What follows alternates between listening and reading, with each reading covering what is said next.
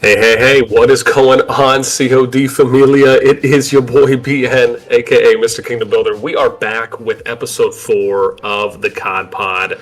This week, I actually think is going to be pretty exciting. There's just been so much that's been happening in the world of Call of Dragons. And as always, joining with me again this week, we have our guy, MrSneakyy. MrSneakyy, what's up? Hey man, it's going good. Yeah, I'm actually very excited for today's episode. Like, I'm really hyped. I'm not gonna do a massive intro, so I'm just gonna pass it straight back to you. Thank you. How dare you, going 15 words longer than I was expecting. And then our last, and of course not least, special guest this week, and we'll see if we might be able to rope him in for some future episodes as well. We got the newcomer, Shinchi42. Shinchi, what's up, man? Hey man, what's up? Thanks for inviting me. I'm doing good here. How are you? Doing all right. Just moving and grooving, and can't wait to get down to some fantastic pipeline language here for what's been happening in Call of the Dragons. Now, again, before I guess we get started and really start diving into some of the heaviness, if you will, Shinchi, you're pretty new to as far as playing COD yourself. I guess before we, like I said, really diving into some of the meat, I'm sure Sneaky and I would love to hear from you first. How did you find out about COD? And then what was the lead up for you before you decided, you know what, okay, I'm going to download, I'm going to try it out, or I'm going to start diving a little bit more into just kind of figuring out what the game is actually about? I think I found Call of Dragons through my comment section. A lot of people were spamming for me to try Call of Dragons, and I tried to download it in the website, trying to get the beta access, but I wasn't able to get it. It wasn't available in the App Store in the US. So I was able to grab the file. Actually, somebody did a file share on me when I was visiting in the Philippines. Yeah, I did an ROK meetup, and they did a file share, so I was able to get a hold of Call of Dragons that way. Yeah, so far I've been playing for I think how many days now since I started. My login is, where do you see it? Be like your VIP, I guess. So I think I checked. I think it's VIP. It should be there. Oh yeah, 33 days so far. Nice, like month deep. Yeah, so it's been going pretty well. What was the second question? Yeah, no. It was just more so. Gosh, where was I going with that? Was it how long when you came in, and then how did you hear about it? Yeah, so I guess I think you more or less pretty much answered it well enough for me. Yeah. Okay, and then I guess transitioning to you finding the game, you download, you're checking it out. Obviously, players, like you said, are mentioning it to you in your comments that, hey, this game might be worth taking a gander at.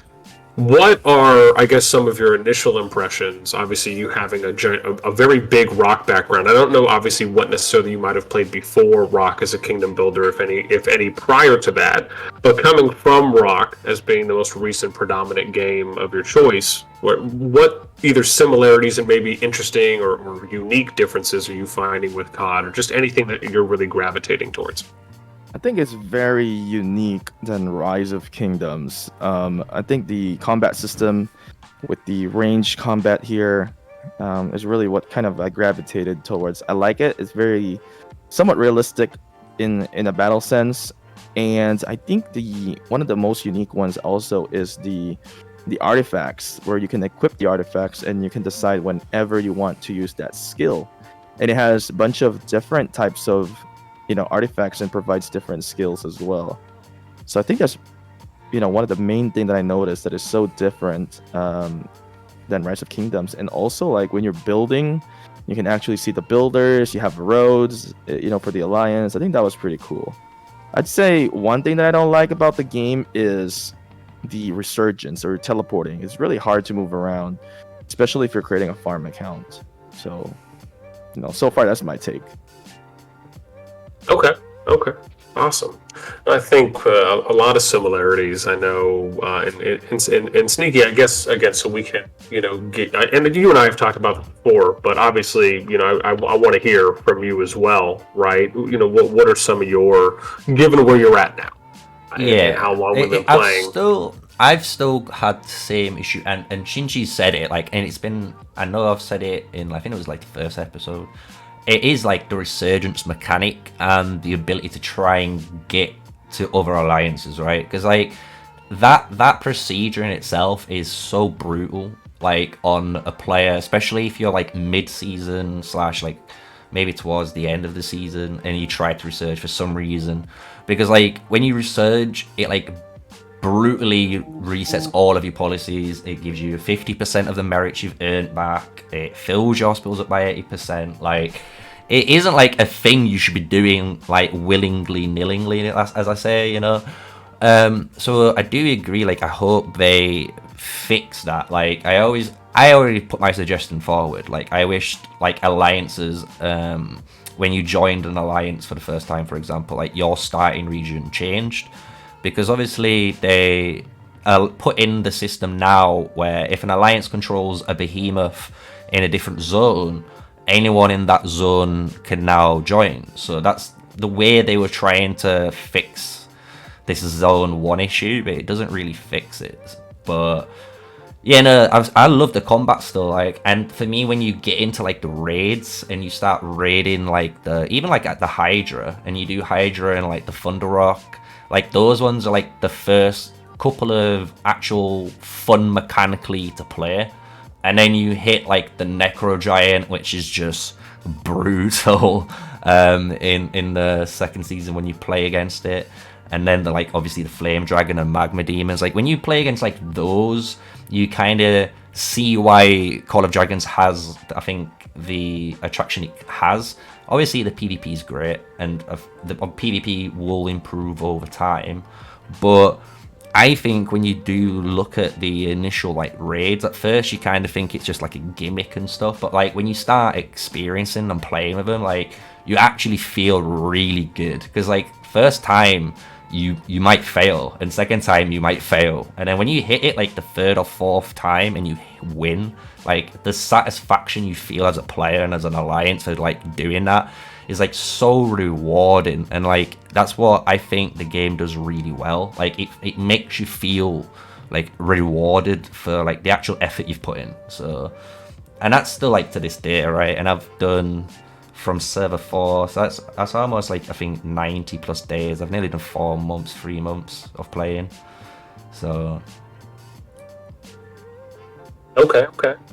Well, no, man, thanks for sharing. Yeah, I think obviously echoing for both. You know, I think my biggest attraction to what I felt coming in, you know, back I'm sure for those of you that remember in 2013, right, a little game called Game of War, right? Game's been around for a while. It's one of the first Kingdom builders, to my knowledge, that came out on mobile. And you know, obviously I didn't play a surplus amount of time, more so kind of a brief introduction, you know, getting past the tutorial and just kind of messing around a bit, even though I found it really wasn't necessarily my fancy. And then eventually, you know, getting into, you know, things like Art of Conquest and, oh gosh, it was that Titans game that I'm forgetting what it's called, but it was like this, it was really aesthetically pleasing, and it was like a Titans type kingdom builder, and you basically like zoomed in and you were on like this floating island, and I'm forgetting the name, it felt so bad. But then, you know, transitioning to like the Lord's Mobiles, the State of Survivals, then eventually Rock, and then, you know, I went to Infinity Kingdom for a bit, and that was a great experience. And then obviously coming now to CoD, and, you know, I think to Shinchi's initial points on, you know, for me, I just think the range play, kind of like you said, right? Like you expect, like it was realistic to you. For me, when I was playing Rock and I saw, well, hey, there's this archer unit, but why do I have to send this archer unit to where it's basically up front and getting a facial from essentially all these other units, right? And why do they have to basically murder ball? Why do they have to be so close? Why is there no kind of true RTS actual range mechanics? And that was something that was a complete turn on for me when it came to what I saw in CoD, and just the fact that now we kind of have this StarCraft-like Command and Conquer, this true RTS kind of total war type feel to the game, where, you know, now micromanaging is actually a real thing. You know, spacing is a real thing. Transitioning, having good unit transition, good coordination, this is now a real thing, right? There's now more of a reason to arguably tell your alliance, hey, we need to all be on voice, you know, communicating and coordinating. And, you know, this is something that I just think hasn't really ever been done before. especially to the level that COD is. And then, like you said, with the on-field skills of being able to kind of do timed active artifact usage is absolutely fantastic. I mean, I think even one of the things I even also love is just kind of my last one here is when you look at like the barricades and the keeps, the on-field structures that you can build, I think there's opportunity there to do other things with that. You think about a game like Age of Empires and you can build walls, right? And maybe not necessarily building walls, so to speak, but the idea of being able to do something like that, and maybe just approach it from a different way.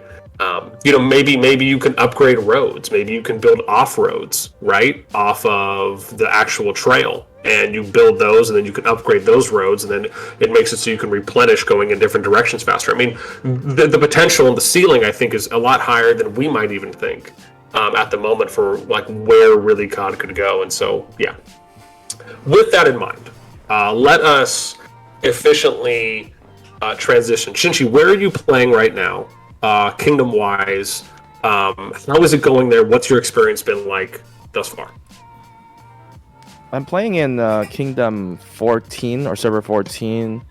So I started with an alliance called DK, and well, I was trying to beg to join an alliance at that time, and then nobody was trying to accept at that time because you're low power. I started like 2 days late on the server, so everyone's like a little bit powered up. So there were some people who recognized me. They were like, "Is this really you?" I'm like, "Yeah, it's me." They're like, "No, it's not you. You're fake." And I'm like, "No, it's me." I'm like, "Let me join." And they took me in anyway. At the end of the day, somebody took a chance, and I joined this alliance called DK. And apparently, the server has a jumper group. That is not jumper, but like there's a group that came in here that are from Indonesia. So it's an Indonesian group players in the server, and they pretty much kind of dominated it. I guess one of my biggest mistake is coming into this game without a plan, and I was just like, you know what, let me just try this game, and I saw it and I got hooked up into it right away. So I should have done like a group, like announced it in my channel, like, hey, I'm gonna be playing Call of Dragons, let's build the kingdom together, which I didn't do. Anyway, so basically our alliance was basically like demolished, and then I had to join. So I had to do the resurgence, which I had to learn it in a hard way, and I did it. And I joined. Yeah. So one of my videos is about the resurgence. Basically, you paid the iron price. Yeah, I mean, it's good that it happened so early. Yeah. Like, my policies were like not even that, heavily invested into. Yeah. So I did the resurgence. I joined this new family alliance, and apparently we became number 1. We became really strong, and then, my goodness. So we were in the family alliance. Apparently there's some issue that happened. I'm not part of the leadership. I don't know. Some say it's betrayal. Some say it's not. Some say it's our fault. So I don't really know, nor I care, because I'm here to play. Eventually our alliance, the number 1 alliance, got defeated. We were fighting like 5 alliances from that family. And then I eventually, I left that alliance, and now I joined the second alliance that was top, which is the MVPC currently now in server 14. So it's been kind of a rocky road, but since I'm not really heavily invested in the politics in the game and leadership, to me it didn't really matter. I'm more focused on long-term survivability that I can keep on playing. Plus, I've already invested a little bit into the game. I've already got Max Lilia, so yeah. Yeah, that's fair. Oh, one more thing. I was fighting. I enjoyed the combat in this game. I loved it. And then I had to learn the hard way to maximize my stamina. But during that period of time that I was fighting, well, there's going to be a video eventually, actually. I actually got rallied, and I was panicking. I panicked a little bit because I wasn't aware of it. The signal of the game is a little bit different. The red marker for rally is like right on the bottom, which I wasn't paying attention. And then next thing I saw, I was getting rallied, and I didn't really set my garrison correctly. So I still did pretty good trade because I spent a little bit in comparison to the other ones who were rallying me. But that was kind of fun. I love how he was like, it was fun taking a rally. Yeah. That's what it was. So when you were again doing your battling and your fighting, I imagine you at least had to have 1 or 2 range legions, depending on who you were using. I imagine if you've invested in Lilia, you might have been running a standard Lilia Waldir or Waldir Lilia, depending on who you wanted to go primary or not. And then obviously any others that you decided. What I get and you said you enjoyed the PvP mechanics. So when you're on the field and you're fighting, and obviously being able to engage in that range play for the first time, that to me was one of the most exciting parts. Even before I got to do any like light PvP for the brief amount of time that I was playing in Server 2, just on the PvE side, it was so enjoyable to be able to do that. How I mean, did it feel, you know, I guess authentic? Did it feel that, wow, I'm actually in control of this unit, it's hitting from range, and again, was it just something that you were like, oh, okay, well, okay, now that I'm in, this is cool? Or I mean, was it really, you know, man, this feels great? Well, I think for me, it feels really nice to get into that combat. I guess I was using Lilia and Waldir, and then I was using, I think my second range was Craig and Guanwin, just for my marksman. I think one of my issue when I was doing combat was with the artifacts, you know, and with the what is it called, the Phoenix Eye. So I had it equipped on Lilia, and the range of that is just too short in comparison to mage range. So I had to really get up close to the enemies sometime to just cast that, you know, fireball. So that's one of the issue that I encountered in this combat. But honestly, I love it. I love the combat. I would send out to my, what is this thing called, Bakshi, and I'll just swipe them with the what is that called? That weapon that I have, the artifact, the sword, the Kingslayer. Oh, you got yeah. on? Yeah, Oh. I'll come up there and swipe them, and since, you know, it's the second level, so you know, and some of them are kind of like T1, T2s, and it was just like they're all dead, and they were some of them were building. Another fun part, one more thing that we didn't really talk about is behemoths. So Yeah, I become an R4 eventually in that alliance, and you know, the other R4s were MIA, so people were like, hey Shin, can you drop the behemoths? I'm like, how do you do this? And I'm like, okay, I dropped the Hydra, and then I actually did it wrong. I dropped it in the pass while they were attacking our flag. Some of the Hydra was like all the way on the other side, and I'm like, I'm so sorry, I didn't know. I'm like, this is my first time. The next time that I dropped it, I dropped the which one is it? I dropped the Thunder Rock, right where they were killing our tower. Yeah. Zapdos. Yeah. Yeah, so that was so fun, and everybody was just building it. Everybody just died. They couldn't even handle it. So I was like, whoa, this is insane. Like, you know, how powerful the behemoths are. I think that's another uniqueness with this game, what, you know, the developers have done.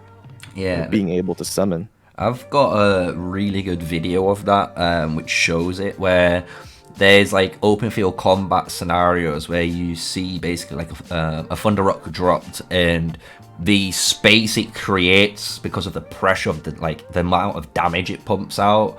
You see how much presence it brings, and it's like an actual threat. And at the same time, later down in the same video, you can see the other side as well, where if you have enough members, and I'm talking like 100, 200 members ready on open field, and that thing drops and you go to fight it, like you can see that thing melt too. So you can see like the trade-off if you've got the troops of it. So I do enjoy the behemoth gameplay. The only thing, I don't know if you've experienced it, like sometimes the behemoths, I wish there was a bit more how to put it, like I wish the controls, like the controls was a little bit better, because like sometimes they just kind of like sit there and they don't do all, or if there's a couple of barricades especially like in front of them, that will block their movement too. So they're a little bit like clunky in that regard, but like when they do get to do what they're meant to do, I do feel like you feel rewarded when you see it in gameplay. What I find really cool is, which I'm gonna drop a picture on our group chat, is that we were able to summon that Thunder Rock, and the enemy summoned another Thunder Rock. So it was just a battle of two Thunder Rocks. It was pretty cool. So I actually sent a picture here on the podcast. Oh, nice. Oh, this is sweet. Let me move this over. So it's like Thunder Rock versus Thunder Rock, which you know ours lasted a lot longer, so they had to suffer a little bit more. That's so funny. I hope chat gets to see that. It's like, I'll bite your neck. No, I'm gonna bite your neck. No, I'm gonna go inside your mouth. No, I'll be going inside your mouth. Jeez, that's too funny. All right. Okay, so let's segue a little bit now, and again, obviously there's. Have you had a chance to read the patch notes that came out? Gosh, what was it, yesterday? I actually have not. Where was they posting it? It was in game, so I mean, should be your in-game system mail. I don't think I. Oh, it is right here. I didn't read it yet. I gotta read it. How dare you? There's a video for you right there. The entire episode. Why they call me Han? Han. Are they calling me a honey? What the hell is this? She's like country western or something. What's the problem? So what's the big take here? I'm reading it now. Okay. Well, I think there's a few new heroes. Yeah. So I mean, again, there's 2 new heroes that are coming out. The thing I actually find, and I touched on this, and obviously, Sneak, I'm curious if you agree, because you and I had a really nice in-depth conversation about the control tree for All-In, and some of the opportunities that are there with some of like the damage over time stuff that's applied, the skill cancellation the skill delay that happens where you could basically freeze someone's skill usage time. I think it's up to about 5 seconds, right? And now.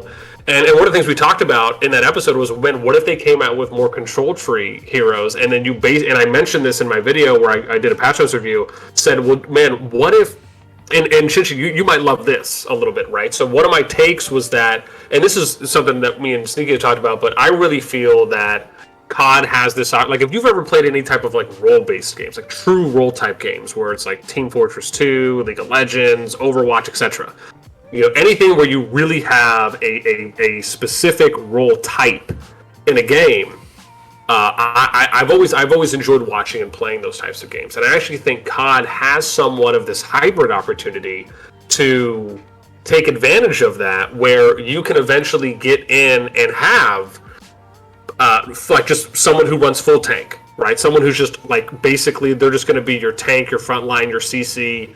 You could have someone who's just running nothing but archers, all straight DPS.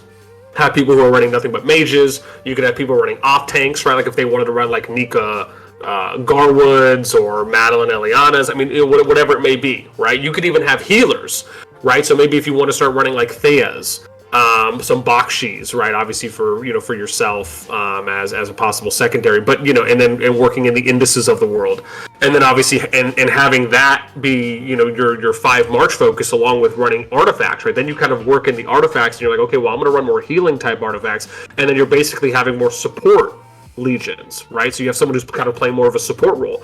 I actually think that's the potential. Like that's one side of it, on where I truly think CoD can go in that direction. And when I see new heroes like these ones coming out for, Velen and Kinara, and they actually released an image of her on the Facebook group as well, or on their official Facebook page. But it just, man, just the sky to me is the limit. And now that they're coming out with 2 more control type heroes, I'm like, dude, this is, I mean, you could have 3 heroes now that are basically running full control CC, and they're out in the field just delaying skill usage times from the enemies just back to back. Again, it's just the idea of that to me is so amazing on where I think the game can go. But Sneak, let me start with you, right? What are your thoughts on the heroes, and then Shinchi, we can come to you. Yeah, I was surprised that we got a marksman. That was the only thing that I was surprised by. But the fact that we got 2 control heroes was cool, and the fact that Velen's magic, and as we was discussing, we was hoping to find some sort of combo with Alwyn, because like Alwyn is such a cool hero, and when you look at, if you've like ever seen it, Shinchi, if you look into the talent trees on control in particular, some of the keystones you can take are actually like really clever, and they're like really utility based. Like stealing specifically rage off people, delaying them, like you said, silencing them as an actual talent, not an ability you gain as a skill.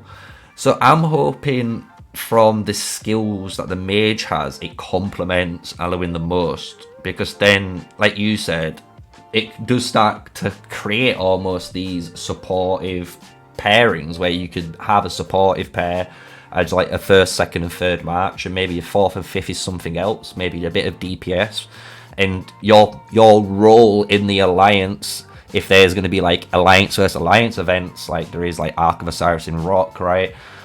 You're going to be able to play as a supportive hero or the utility hero of your alliance, and then you can have, like you said, like DPS heroes of the alliance and tanks and so forth. So I do really enjoy the fact that they've put them in, the fact that they're adding even more artifacts again to give you more choice of, you know, what do you want to bring to the table. Do you want your infantry to, you know, shield everyone and give them physical attack, or do you want an AoE stun, right? It's like, here's the options, and they're giving you more options now. So I'm really interested to see from that part in particular, like, what occurs, right? When it comes to like the overall parts, I was kind of expecting a lot of the changes. They've nerfed a few heroes, they've buffed a few heroes, and they've done a few changes, which is really good. And one thing which I really do like, it's like a weird quality of life feature based on like 0.6, where they added like max unit count as a button, so you can so you can now just press a button and hit max unit count. You don't have to worry about it, right? So like things like that I do enjoy, like they're adding slowly these quality of life changes. So I do enjoy this patch. It's a good patch. Yeah. No, for sure. I think it's a mix of that. I think we're getting some nice progression, a little bit more quality. Like last patch, it felt as though it was almost nearly 100% quality of life. Like that's really where the trend was going. And now this time it's right. Here's some new heroes. Now we're also getting, you know, some other nice feature additions, and then the other half is kind of quality of life. But Shinchi, I'm sure you're probably reading over some of the stuff right now. Anything that you're taking a glance at that might stand out? Yeah, I'm reading some of it. I'll probably go more detail into it later. But one of my concern is actually with the game in this direction. They're releasing heroes. I feel like, I mean, I don't know when it's, because I just started here at 14. I feel like it's a little bit too fast as well with their releases. I mean, they're also flooding it with more artifacts as well. I think it's a little bit too quick in my opinion. And it doesn't allow some of the other players to kind of catch up a little bit, you know, since it's not even yet in global. I don't know if they're going to release this in March or what their plan is. And I'm looking on Facebook as well. I only see Kinara on Facebook posts so far. So they haven't sent the image of the Velen. Yeah. Into kind of a, you know, touch the topic of the control units. I think it's pretty cool. I really wanted to use Lilia and Alwyn actually as my setup in here, but one of the guys that I've talked to pointed out that, you know, with Waldir's availability of AoE makes a huge impact in comparison to Alwyn. Maybe in the later stage I'll probably, for me in my perspective, because I know you guys play in a little bit older servers, I'll probably be able to see the you know, more wars and the purpose of these control, because at this moment, you know, I think the AoE serves a lot of good purposes. Like even for like when I was fighting just the patrol units in here, I was able to kill multiple patrol units and not cost a lot of like the command points. Yeah. No, for sure. I definitely compliment and hitch on that as well when it came. That was something I touched on when I was doing my patch notes review, was where you mentioned about the artifacts, right? I think in this one they released, I think it was 4 when I counted. What is it? Woman Half Halo, Dragon Rip 2, Bombflinger 3, and Chiridian 4, and then Illusionary Gems 5. And so they did a legendary. I'm assuming Bombflinger is probably a legendary too as well, because they didn't put. There's 2 legendaries, 2 epics, and 1 blue. Yeah, I see that. No. I see what they did based on the. Yeah, so it's 2, 2, and 1. Yeah, so it's again, I would have been fine with them doing 3, right? I think 2 to 3 would have been a little bit better. I felt the same, that I thought it was a little bit too much. There's currently 22 heroes in the game, right? So adding these 2, it'll bring it to 24. This is the thing I think, though, is that CoD, unlike Rock, and this is where my opinion will differ a little bit from what you were saying, Shin, is that and it goes back to what I was saying about the role types, right? I think in CoD, you're going to have that opportunity to have more dedicated roles.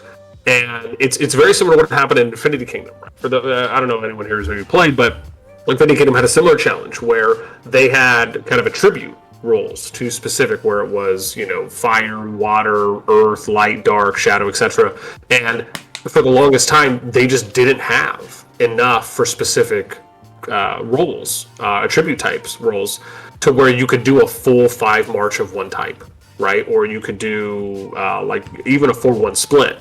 And so they ended up, they, even though they didn't, it wasn't like they came out with a plethora, but over time, right, you were able to build those up. I think Rock is a little, I don't know how much it's gonna differ, but I do think that Rock just doesn't have as many branching routes and differences with you being able to have maybe more options on having dedicated roles than what CoD has. So, if you look at it now, right, you don't even have enough. For example, if you look, where is it?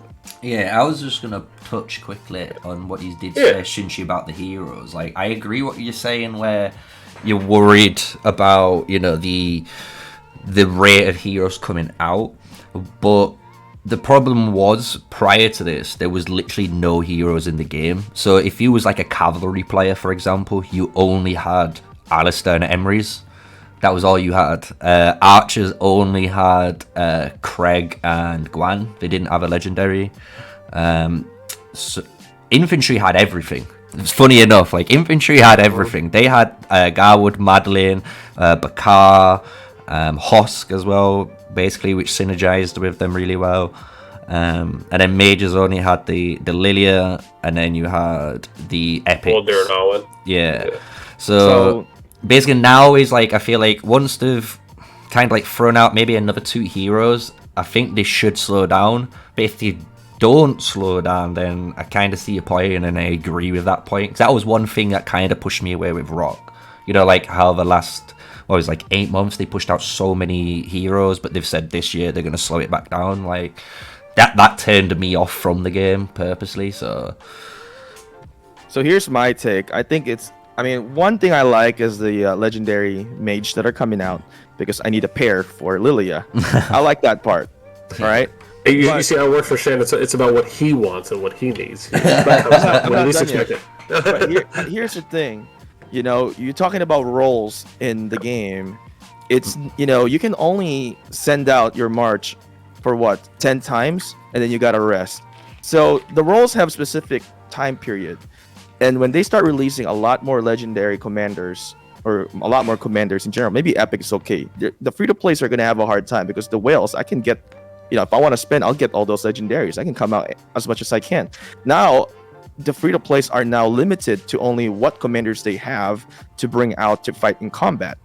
While pay-to-wins, who spends money into the game, can access a lot more commanders in comparison to free-to-play. Now, think about that aspect. No, that's a fair one. That's why I was saying I agree, where I'm worried if they keep releasing too many, right? It's always about the pace on commanders, right? Because this game is a little bit different than Rock. Yeah. Rock, you can keep coming out with your march. You can keep sending your march even if you're free to play. So as you have, troops and you can heal them. But here, like, if you're in combat, you send it out, you get killed 10 times, you're back out, you gotta wait, you're done. If I'm a whale, I can keep killing you. Yeah, no, that's true. The thing is, though, like with the whales, which I tend to see, is like they'll try and apply so much pressure, and when they do try and apply that pressure, they do generally run out of stamina, or they run out of resource. It sounds dumb, but they actually do. So, for my experience, since we had this war, right? At first, I didn't understand how the stamina works, and I'm like, I keep refreshing my troop, and I'm like, oh shit, I'm out of stamina. So I learned that, okay, I just need to keep fighting. Yeah. I don't care if my troop die. I don't have to heal them with speed ups. I'll just bring out my march. I'll kill everybody until I'm out, until it's dead. So now what I've done is I've made a lot more troops. So if I ever get into combat, I'll just let it out, let it die, and I'll have maximum troops until I die off with 10, until I burn out my stamina. But what's going to happen to the free to play, right? I'm going to kill them 10 times, some of them probably, and they can't come out for a while. So that limits them. But now if I have a lot more legendary commanders, I can do it multiple times to where like they'll run out of commanders to bring out, and then my team will succeed. I'm just saying in a hypothetical scenario, if a player have that kind of mindset and learns to maximize the stamina in the game. Yeah, no, but that's a fair point, right? Because that's how the stamina system works. I don't know if in the future they'll change it. Maybe if it is technically per combat, if you get what I mean, like it doesn't. No, it's every time you come out, right? So I was saying, so instead of it being I can fight this one guy like it is right now, like you can fight one guy, switch onto him, and your stamina's fine. You can keep going as long as you're keeping your combat. You're good. As soon as you come out of your combat, obviously you lose it. They could just change it, so like they do in Rock, right? Normally, I thought in Rock now, if you target in your march, a new report's generated, right? So couldn't they just do the same thing with CoD? So then every time you target a new march, a new report is generated straight away, meaning you started a new combat phase, and it would just reduce your stamina down. I don't think so, because then that would limit the combat in the game, and if no one's gonna have fun if the stamina is too quickly drained. True.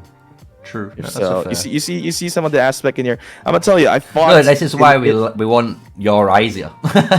in a few hours that I fought, I've gained 200,000 merits. Oh yeah. So how many players did I kill that time, right? So that's a lot. I mean, at this stage, it's a lot, So that's one point to kind of keep in mind when they release too much commanders or heroes. Sorry, it could really have an inverse effect to the game, and free to play will suffer. I mean, free to play can unlock the heroes, but they're not going to be as strong. They can stand out 10 times out. Done. Yeah. The whales will have a benefit when there's a lot of heroes coming out. Now, I'm not even a big whale. Now, we haven't even seen big whales yet. I don't know if there are big whales or krakens yet. But we've seen krakens in Rise of Kingdoms. Eventually, once this game is globally launched, there will be krakens that are coming out where they'll get T5 right away in an instant. Well, we've seen this in Rise of Kingdoms, and it will happen here as well. Yeah, no, we've said that. We've addressed that as well. We said if he was going to do that, this is where we would expect those type of like KVK formats to address stuff like that in the future. Yeah, I mean, that's one thing to consider when looking into the heroes in here. It's nice that they keep up, they'll push out, but there's consequences in there as well.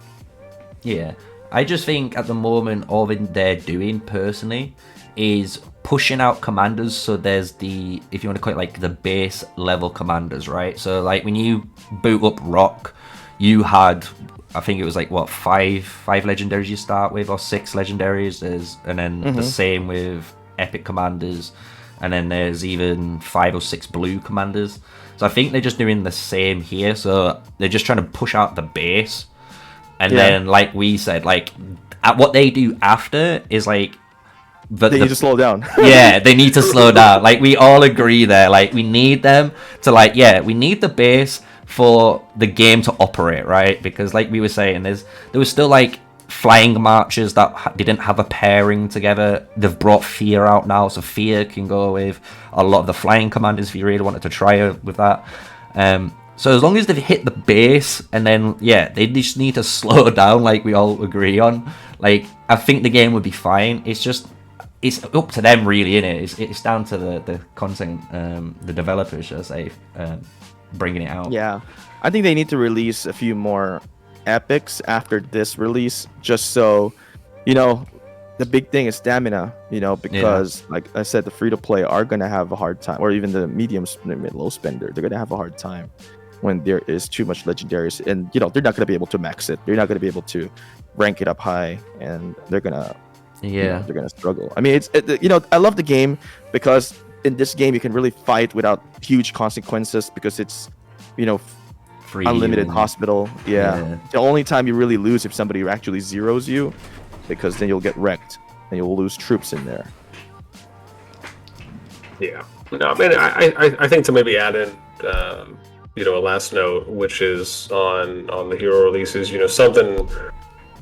Gosh, I don't even know when. I think I have something coming out. Yeah, never mind. It's a few days. It's a few days out. But I'll, for those that are curious, I'll give you a brief sneak peek, right? So I think this is something I have a video coming out about it, but I'm basically talking about, how do you make games free to play friendly, right? How do you? Because oftentimes, I'm sure you probably get this question a lot, Shinchi. I'm sure Sneak, you probably get it too as well. But I have people that'll ask me, well, hey, how pay to win is this game? How free to play friendly is this game? And I often find that the better question is to ask, well, how free to play friendly is this game versus another? Because, as long as you have IAPs in a game, you're going to be able to spend. It's just going to depend on, how many bundles do they offer you, and then, how much do they cost, and how much rewards or value do you get for spending or buying? And, I think one way that actually could really combat and be a quality fix for something like, because Infinity Kingdom has something similar where you were to a degree limited on the amount of PvP that you could do based on items and things like that for your AP. And again, whether or not CoD decides to dive into that type of pool where they start coming out with some type of plethora amount of options, right, where you can basically get like stamina pots or something to that degree, right, then yeah, I 100% see your point where it's, hey, these people can level up a lot more heroes, therefore they'll have more stamina points available to them. So let's say they use all of their magic units, well, now they'll just run a full cav march, or maybe they'll just run full archers, or they'll run full infantry. And just the fact that they're able to utilize their higher tier heroes with their available amount of units, right, affords them a longer time they can stay out there for doing more damage and still having an impact on that front. I think with the season resets, right, it still will give free to play the opportunity. I think the first season. Right, I think the first season is where you have the chance to see more of what you're talking about.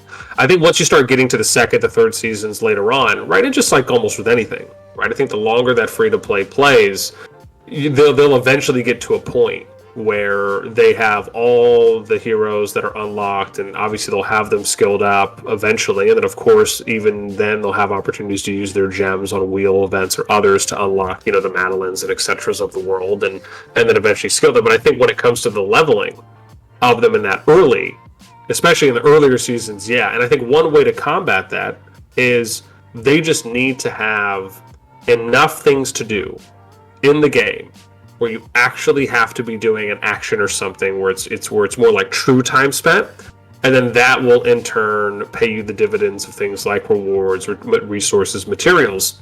Where like for me, I think a game that really is more free to play friendly than another is one where I can go in and I can do something for 16 hours a day, every day, and there's just no way on average that someone who's like a mid or high spender is typically going to have that amount of time available to them, again, on average, compared to someone who's a free to play, which we often see most of the time they're able to put a little more time in on average than someone who's more of a higher tier spender. And so I think that's really what games should more so look to try and do, is if I can go in and I can log into CoD and I can literally be doing 20 to 30 different things every day, that is going to net me enough resources and enough rewards to maybe where you, and I'm not saying they should be able to do it to where you can keep up with a heavy spender. I don't know if that would really be equal or fair, so to speak, but I'm sure it's probably for a deeper conversation, but at least being able to keep up maybe with like a light to light mid spender, somewhere in that range, right, where you're basically saying, I'm going to invest my time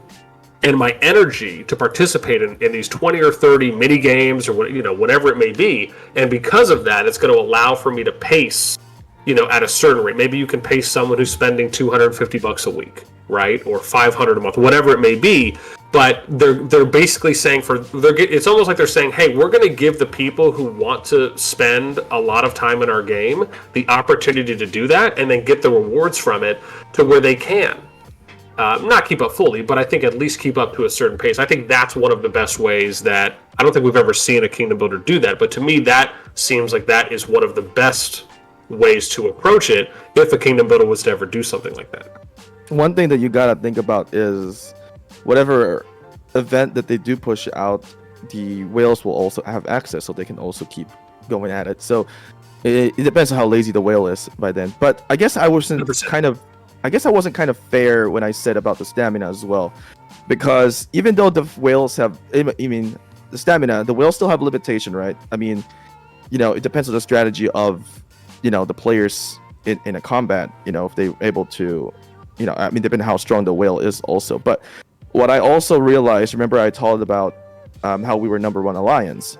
So, when we were getting fought with like so many sides, I don't think, I can kill as much as I can as a single person. But alliance-wise, it was a struggle to defend multiple sides, and you can't keep up with the amount of stamina that you have. So there is a little bit of restriction there for the whales as well. If their alliance is getting ganged up with like 4 or 5 different alliance on all sides, one whale cannot. It's not like in Rise of Kingdoms where a whale can just plow through it. Yeah. In here, it's going to be a little bit difficult because of the stamina. It limits the whale, even though they do have a lot of the heroes. But like I said, if there is too many alliances going against it, but if it's a 1-on-1 alliance, good luck. Oh, yeah. But if it was a 3 versus 1, 4 versus 1, then that whale will not be able to survive. I mean, he can do as much as he can, but his alliance cannot survive 4 or 5 fronts.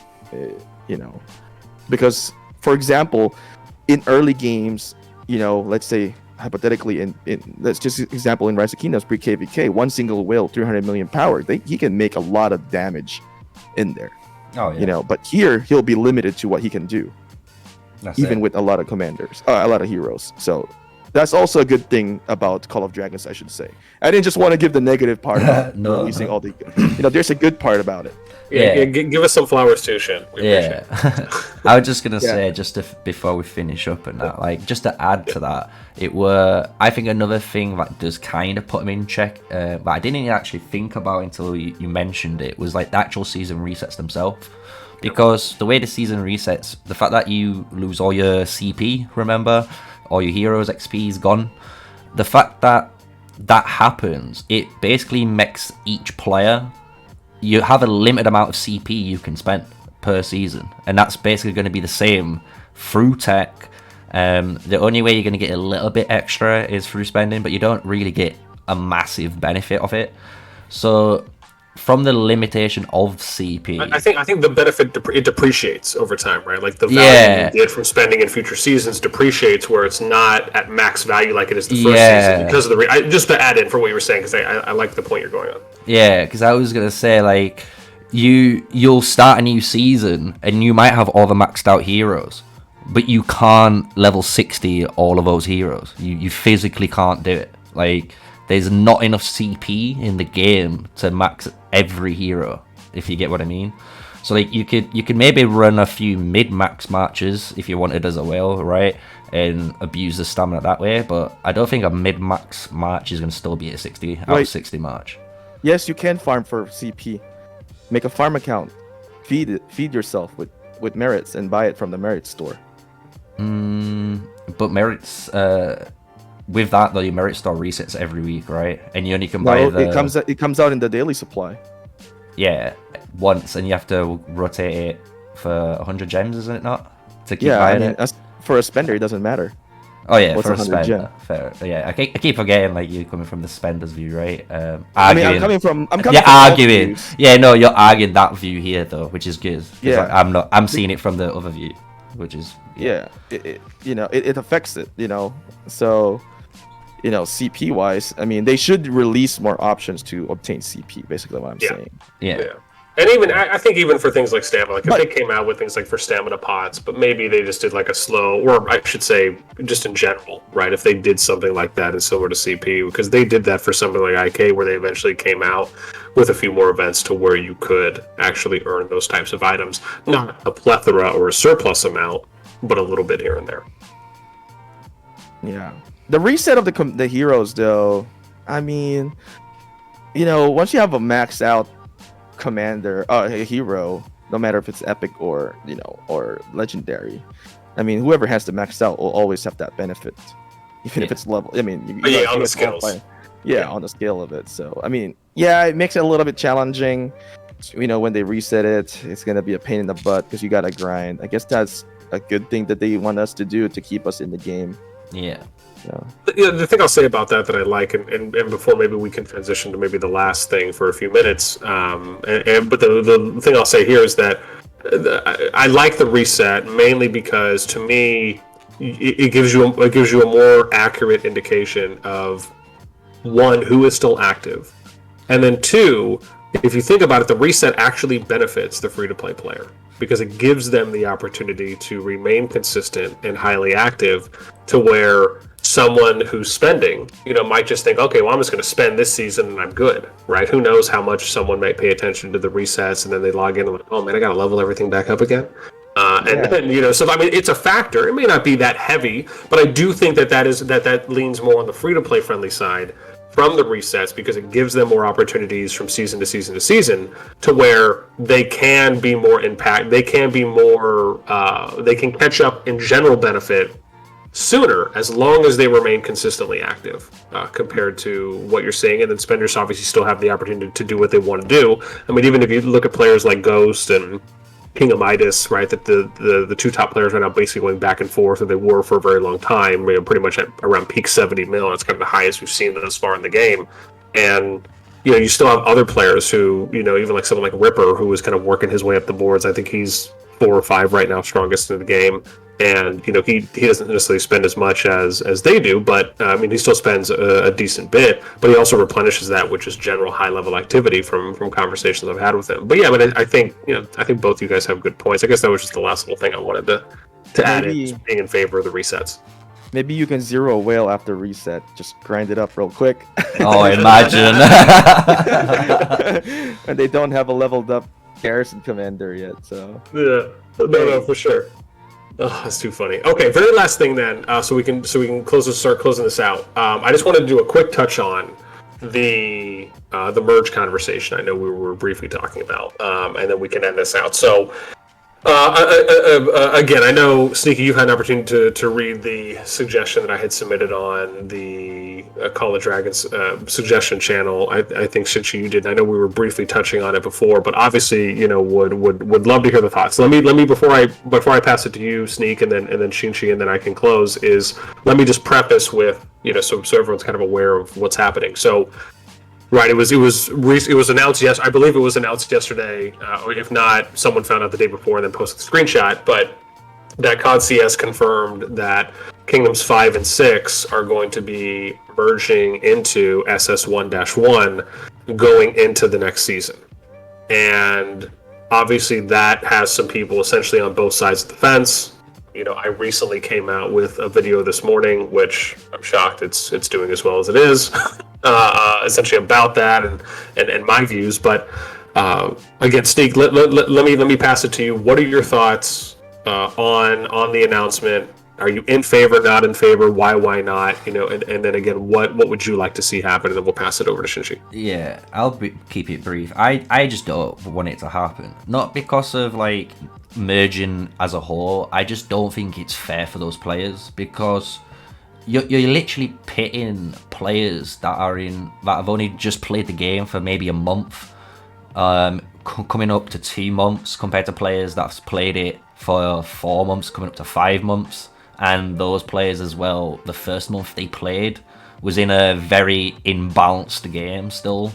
So you've got to remember, everyone in Super Server 1 are the beta testers. You had crazy rewards when you first played. You could get literally every single behemoth. You could get nearly 30 to 40 hero sculptures from 10 gold keys. It was just obscene when you first started, right?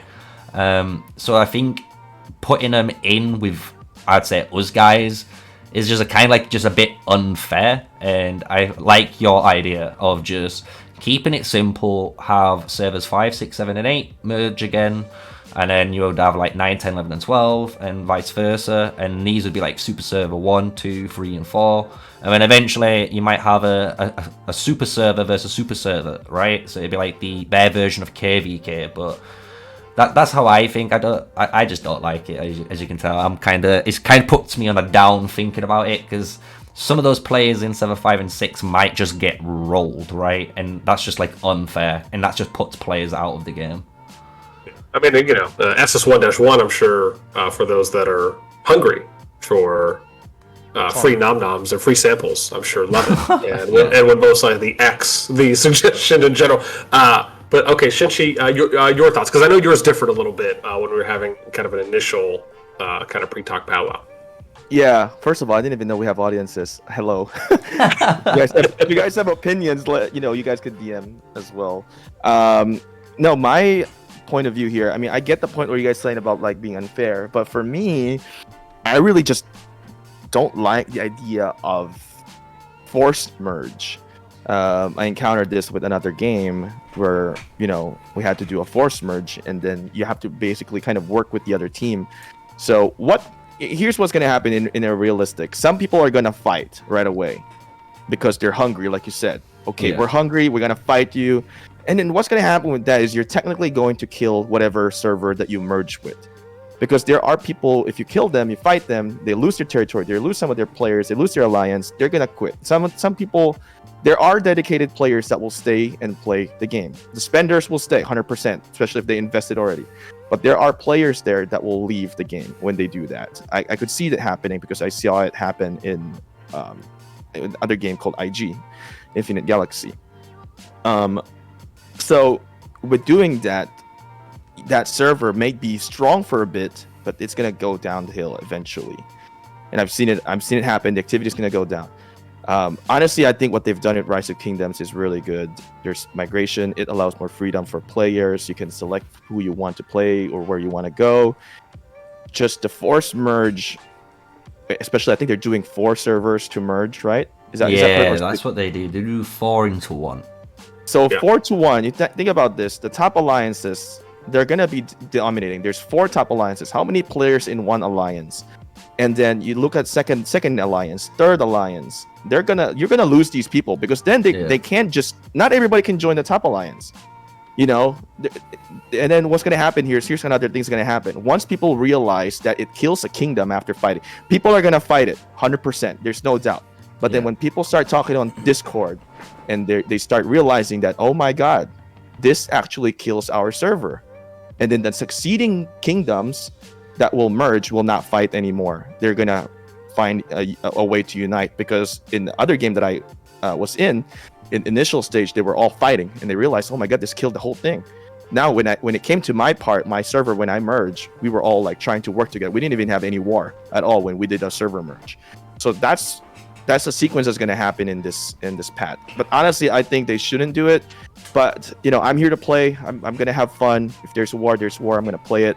I'm going to try to survive as much as I can. If my alliance lose, I'll probably move to the strong alliance. But would I like it? No. But would I try to survive? Yes. But at the end of the day, there's going to lose a lot of players. Majority are going to lose. You're going to lose is the free-to-plays, not the spenders. Would you just maybe fix it? Would you say, when they do this force merge, for example, right? You might merge and you're a super server 2.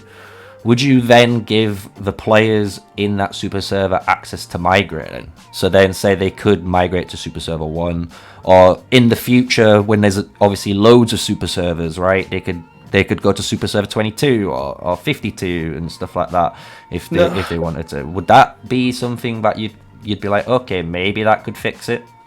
Well, you kind of countered the point of what they're doing. Of force merging it. They do force merge so that you stay there. I think the force merge, what I see in RTS like this is they do force merge so that you can keep fighting.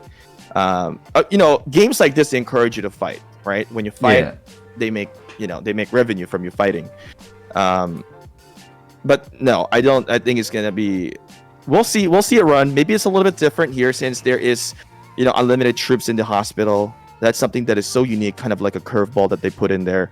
But I still think the top alliances will dominate, and then you're only gonna have how many alliances that can probably stay in the. I haven't seen the center yet. We normally have 2 or 3 in ours.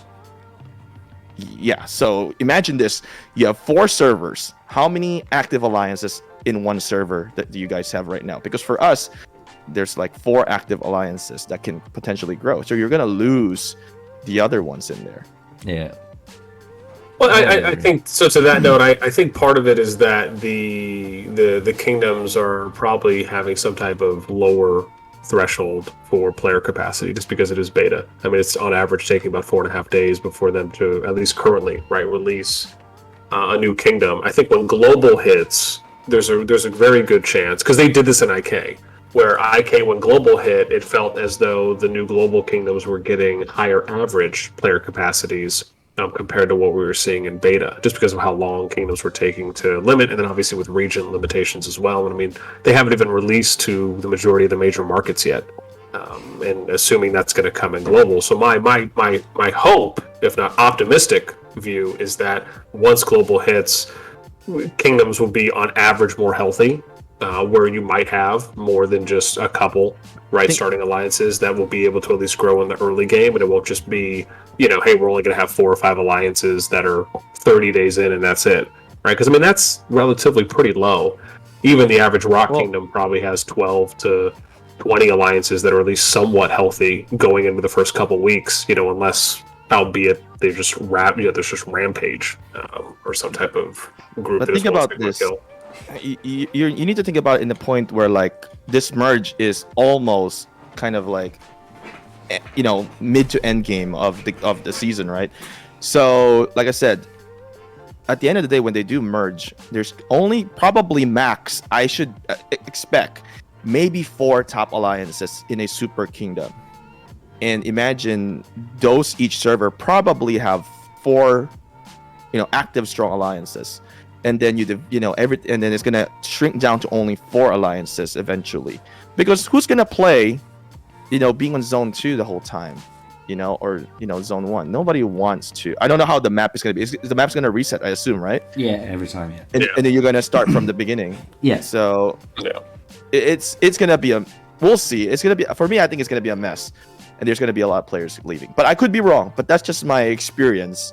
What I'll say is this: if you look at kind of the first example or Exhibit A, which is SS1-1, when they merged, right? So you had, I think it was TA and King, who were basically from S1 and S2 at the time, who were the 2 top or strongest alliances. But Kingdom 4 collectively was pretty much more healthy. They were more even and spread out, and they were kind of going back and forth, with S2 as the strongest kingdom leading into the merge, even though Kingdom 2's power gap between 1 and number 7 was a lot wider than Kingdom 4's was. And then when they finally got into SS1-1, right, no one really left. Like, I never heard anyone say that publicly or even in just some level of mass posting or mass hysteria, right? It was never, oh man, right, the merge came, we're all going to leave. Now, part of that, I think, is because of the precedent that has been set by the game, right? And I think consistency is very important. If you're going to come out with a product and you're saying, well, hey, this is how we're going to do it, then be consistent and do that, right? Live up to that. Because then the mindset for everyone is, okay, well, this is how the game is, and, right, we're going to play it. Now, I agree with you, generally speaking, that I am for one, actually generally against forced merges, and you kind of essentially said what I have said in videos, which is you're basically kind of getting pushed into a forced KVK, right, from the merges. It's just what's happening. It's the fact of it.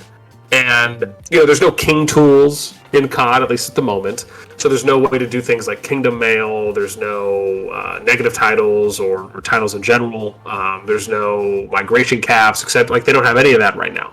Now, obviously, that's something that I'm sure a lot of us would love to see, something to that degree, but they don't have those abilities at the moment. So because of that, you really look at CoD as it leaning more on kind of being more alliance-based, right? Even though, sure, you can have groups and you can have allies and unions, etc., but you don't necessarily look at a kingdom like you would in Rock as, well, okay, we're really building our kingdom to be healthy, attempted, unified kingdom, right, in the ideal state, so we can focus on progression and then be in a much better position when we finally get to Season 2 for the Merge Kingdom. Now, Kingdom 4 took this approach early on, they had a little bit of war, a little bit of skirmishes in the beginning, right, the first couple weeks, and then they pretty much transitioned to 100% development progression. And that's why you were able to see them from the stats when I would go in and I would do stat compilations for the first 4 kingdoms, and they were toe-to-toe keeping up with server 2, despite them being, a little bit older or a little bit younger.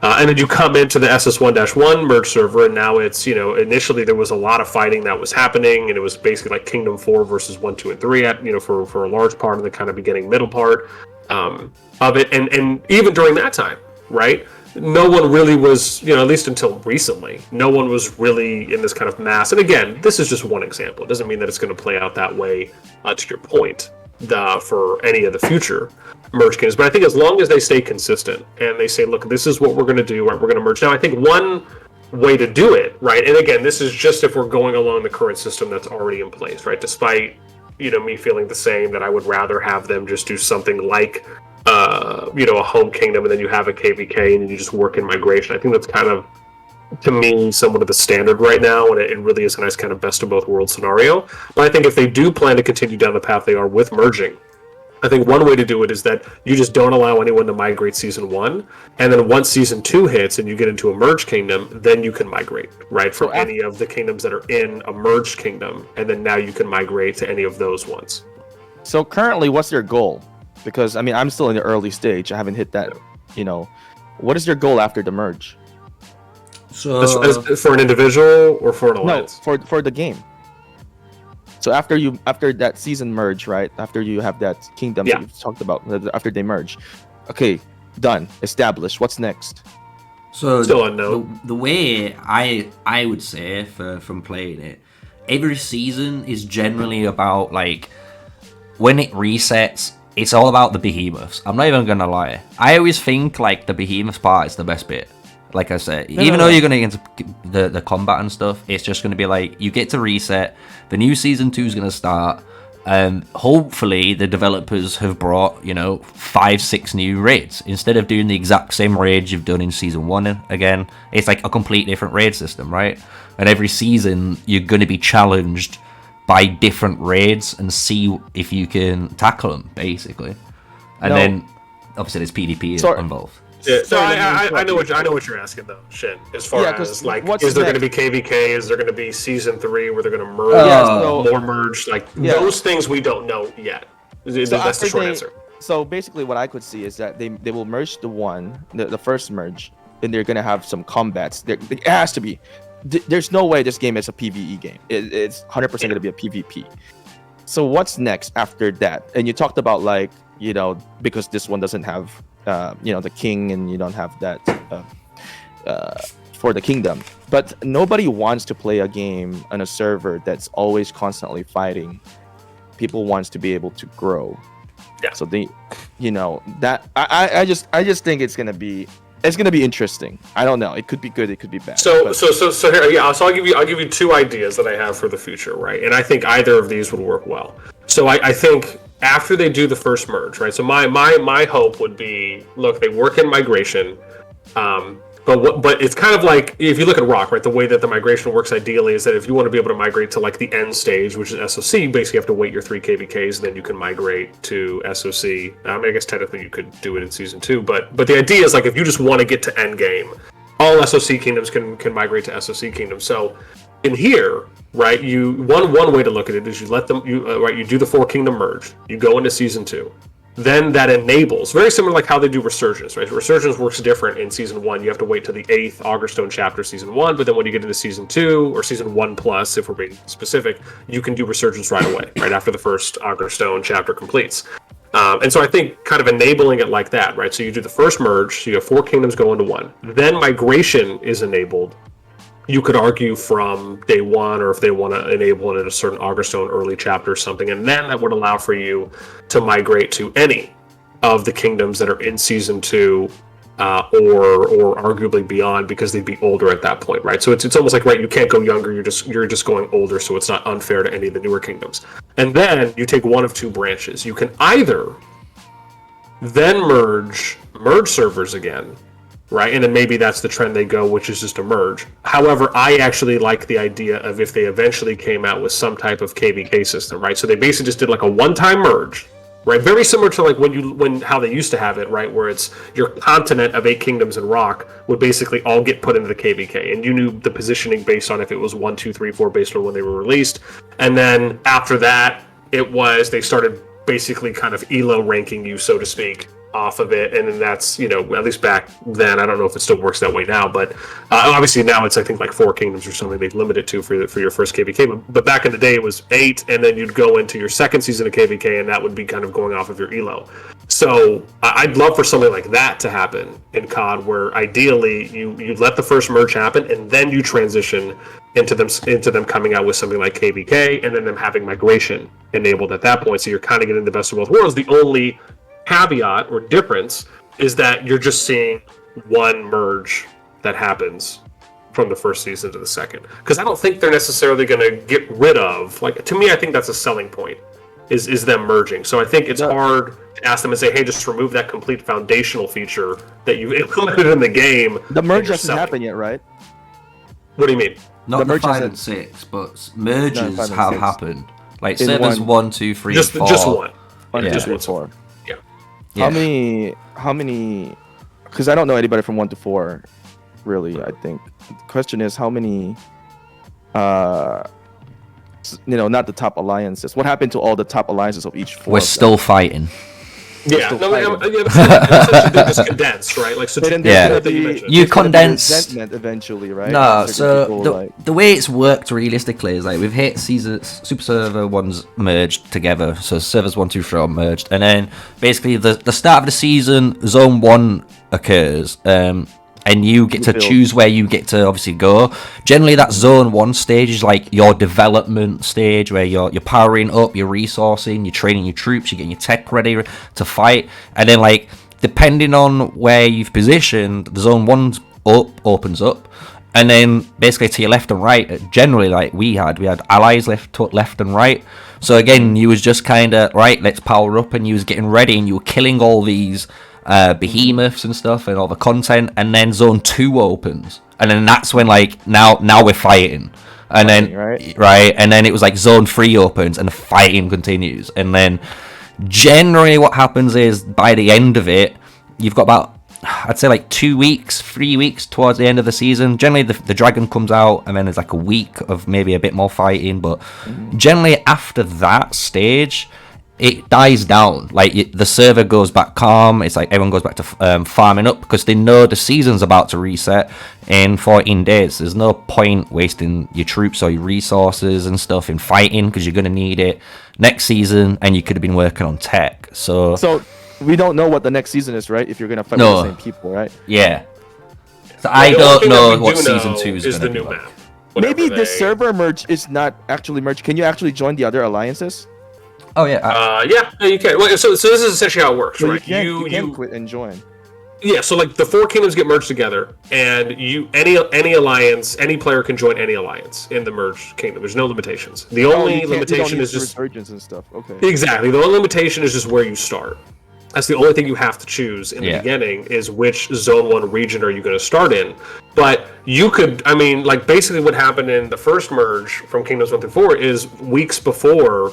And I'm sure for others probably was happening sooner, but weeks before when it was announced and before everything went down with the actual merge going forward, you already had alliances talking with other alliances from other kingdoms. You had players talking with other players, and you ended up seeing, because with the limitation, I think it's 40 player max start before for a brand new alliance. So basically what happened is all of these big alliances had to break up anyways, and because of that, you ended up seeing some different alliances and unions that were formed throughout that period, and then obviously until they were able to get whatever main alliance they wanted to use as the one to funnel into, they basically made a few other alliances to start, and then you're having other players that are probably going to return and be somewhat active. Obviously you're not getting any new player influx, but you're basically choosing the Zone 1 region you start in. And so SS1-1 actually was pretty dope, because for the most part, everyone, like, no one really jammed on someone else's party. No. It was actually very well coordinated between them. And I was covering it, the whole way. Sneaky, I know, did some content on it too, and you basically saw all the kingdoms kind of, in a very democratic way, take their own Zone 1 regions that they wanted. Like, everyone kind of coordinated with each other, even though, I don't know what the level of conversation was. But then after that, when Zone 1 opened, then after the adjacent level 1 passes opened, then it was basically just, nonstop fighting. But it doesn't mean that alliances from your kingdom are gonna be faithful, right? That's one of the ways it can play out. You might have 6 active alliances in your kingdom before a merge happens, and maybe 3 of them defect and they join another group or another union from alliances from another kingdom. Or maybe you have half the players leave your alliance and they're just like, you know what, we don't like this leadership, we're just going to go ahead and make our own alliance. I mean, anything can really happen. If anything, I was just surprised by how well mannered, so to speak, and the level of cooperation that happened between the first 4 kingdoms going in. Like, that was shocking. It was just shocking to me.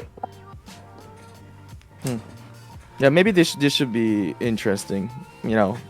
We'll see, because I haven't experienced it yet, and I don't think in this game as well. I was just thinking right now. I just realized the flags here. You don't really get deaths on the flags when you kill other players, because you just kill them outside building or destroying it. Yeah. The only way you could get death, I could see. I don't know about the keep. I think they can build a keep where they can get in and put some mage units or marksmen in there. Yeah. I haven't used it yet. I don't know how you attack that or you rally that if you get deaths for that one. I don't know. But the only part I've seen deaths is from the pass. So. Yeah, and city rallies. And city rallies, yeah.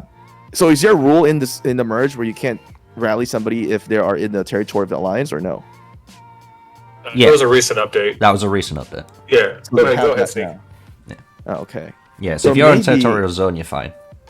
So maybe, I'm just thinking, like, players can, people who wants to grow don't need to fight, and they just keep growing. Yeah. And then eventually they can keep joining, eventually join the stronger alliance, and those who will keep fighting will get weaker. We had, just like, before we finish, like, on server 4, before the merge, we had that set up, basically. So, like, my alliance was SAO4, which is, like, POS now, with Ninja, who's in control and stuff. There was, like, EXP, there was, like, PHX, there was so many alliances in there. And they was, like, the big boys. But then you did have, like, people that were free to play, and they wasn't, strong enough to join the big boys, if you want to say that. But they joined smaller alliances, and we made smaller academy alliances for them. And they were so happy with just being in Zone 1 or 2, growing passively. They didn't have to fight. And then next season, a lot of them grew considerably enough so that literally this season they've been in a load of different alliances fighting. And there's been literally, like, people, and it's kind of crazy when you see it. People around 6, 7, 8 million power with almost 1 million merits happily, because they've just been pushing and fighting, and they're free to play players just pushing, right? So I do like that, like, when this merge does happen, that occurs, so you do get that I think the biggest curveball is that you can fill the hospital unlimited, and that changes things from what I know. Because people can keep on fighting, and they don't really have any consequences. You get free healing. Yep. So maybe it might be okay. We'll see. I hope for the best. I'd love for the community to grow. Of course, as content creators, it's only benefits us if the game grows. Definitely. So. Yeah. No, 100%. All right, so that is going to do it for us now. So let's go ahead and just get to some closing remarks here, because our multiple attempts to keep it shorter, like we thought, obviously failed because we're the best. So from here, let us go ahead and close it out. Sneaky, we'll go Sneaky, Shin, and then I can round. But Sneaky, again, let closing remarks, and then of course let the people know where they can find you. Yeah, man. Well, it's been a great episode. Thank you, Shinchi, for coming on. It's been honestly a blast having you here, and we do obviously hopefully look forward to joining in the next episode, or I say next episode, future episodes, and that with some more content creators. But yeah, if you're looking for my socials, I'm on Twitter with MrSneakyy94. I'm also on YouTube, MrSneakyy, and I do also have a Discord, so we'll put the Discord link below as well. And I'll pass it on to Mr. Shinchi boy. Yeah, so yeah, thank you for inviting me. You know, this is a good opportunity. I love it. I really enjoyed it. I love the discussion. And for me, you know, I'm still kind of learning through it. You know, there's still a lot for me to kind of explore. So I do appreciate everything in here. I would say, you know, you guys can find me through, I mean, of course, YouTube. I mean, I have TikTok, I have Facebook, Instagram, I have Discord as well. You know, feel free to reach out if you guys want to talk, anybody. And I should say is that for the viewers, make sure to, you know, support the content creators in here, all of the people that are going to be making the contents, because people that make the contents in here, you know, they'll keep doing it when they've, you know, they're rewarded with the people actually watching the content and know that they're able to provide something, right? So support the content creators. And what else should I say? I forgot what I was going for this one. Final thoughts. Yeah, our final thoughts is that this game is pretty cool. I love the, you know, the gameplay is awesome, and there's gonna be, you know, we know with Lilith, technically it's Lilith. Well, we know with Lilith they are going to, you know, put out so much content for this game, and it's gonna be insane. I think we're just in the beginning of it. It's gonna be awesome. I think it is a much more free-to-play friendly in comparison to the other game, with that stamina that limits the whales to do a lot more damage in the game. So I look forward for more contents in here. I look forward to join another podcast in here. Just send me an invite and we can do another one. But I guess that's it. You know, thanks for having me. Sweetness. No, thanks. Again, thanks. Obviously, big shout out to Shinchi for joining us this week on the episode. Sneak as well. Again, you guys can always click on our Discord profiles. I'm sure we all have our socials in there with links. And then, of course, I will, at least for this video, and I know the one that Sneaky will put, we'll make sure that we have the co-hosts' socials in there as well. So obviously, if you guys want to check them out on YouTube, join their Discords, send them a message, right? We'll make sure we have all that information in the descriptions and pinned comments. And then lastly, for myself, right, again, similar thing, you guys can just check me out, all my stuff, which for the most part is really just YouTube, right? Is just, again, at BOSSNASTi, again, all caps, I is lowercase, because I'm fancy like that. Pinky's that fam. And yeah, so that's going to round it up. And thanks everyone for tuning in. Happy to see a little bit more of an audience this time. I know we kind of do these things spur of the moment, right? It's not necessarily us having kind of a planned day and time. So, you know, it's really more so, hey, join the Discord. You guys can join us whenever you see it. You know, I'll always make sure that I ping appropriately. So if you are a part, right, and you get an opportunity to come and tune into the live show before we upload the recorded pod, right, we love having that opportunity. And obviously some of the feedback that we got from the community today, chat, a little more attendance was great to see. All right, that's us sending it out. As always, until next time, we will catch y'all later.